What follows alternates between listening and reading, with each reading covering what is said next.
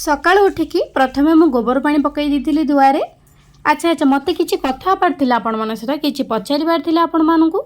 तो एबे रिसेंट तो मु जो वीडियो छाडुची सेथिरे वॉइस ओवर करूनी 7-8 एमती वीडियो छाड़िलानी जो थे वॉइस दौनी एमती भी किसी जन को बहुत भल लगुच कहते नेचुरल साउंड एमती भल लगुच तो किसी जन एमती भी कमेंट करुँच कि आपण वॉइस ओवर बिना वीडियो अधूरा लगुच वीडियो रे वॉइस कहीं दौना वॉइस आणतु। तो मुझे चाहूँगी आपण मैंने मत सजेस्ट करूँ कि आपण केमिति वीडियो देखापी चाहूँगी केमती नेचुरल साउंड वाला वीडियो देखापी चाहूँगी कि मो वॉइस ओवर वाला वीडियो देखापी चाहूँगी।